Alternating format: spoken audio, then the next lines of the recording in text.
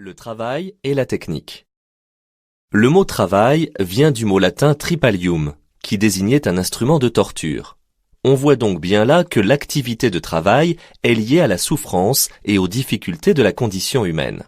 Cependant, le travail ne peut-il pas être libérateur? N'est-il pas l'activité consciente de transformation de la nature qui permet à l'homme de se libérer de sa condition animale? En effet, le travail est également une activité qui révèle l'intelligence humaine. L'homme ne travaille pas comme les animaux qui réalisent instinctivement certains travaux, tels le castor qui fabrique un barrage, l'araignée qui tisse sa toile ou l'abeille qui produit du miel. Ce qui caractérise le travail de l'homme, c'est qu'il conçoit au moyen de son intelligence des produits artificiels qui lui permettent de vivre humainement dans un monde qu'il transforme. Comment une telle activité est-elle possible? Selon Aristote, une telle activité est possible du fait que l'homme possède une intelligence et des mains, et que ces dernières permettent à l'homme de fabriquer des outils. Ainsi, la main est l'organe de l'intelligence humaine et elle est l'outil des outils. En effet, c'est grâce à son intelligence et à ses mains que l'homme a pu construire des machines pour cultiver la terre, des bâtiments pour s'abriter, des avions pour voler, etc.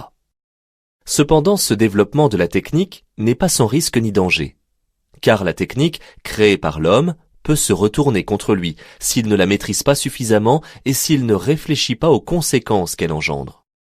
Ainsi, par exemple, si le développement des techniques informatiques et numériques a permis à l'homme de se libérer de la contrainte des distances géographiques pour communiquer, ces techniques peuvent également devenir un instrument de surveillance et de pouvoir qui réduit la liberté humaine.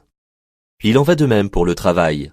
Si le travail est libérateur, il peut aussi être aliénant, c'est-à-dire qu'il peut rendre l'homme étranger à lui-même, comme l'a montré Karl Marx dans sa critique du travail du prolétariat.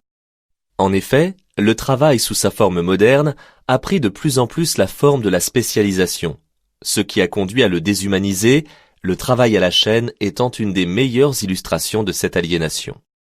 Le travail et la technique sont ainsi à la fois l'un et l'autre de puissantes expressions de la liberté et de l'intelligence humaine, mais aussi des témoins des dangers du monde contemporain.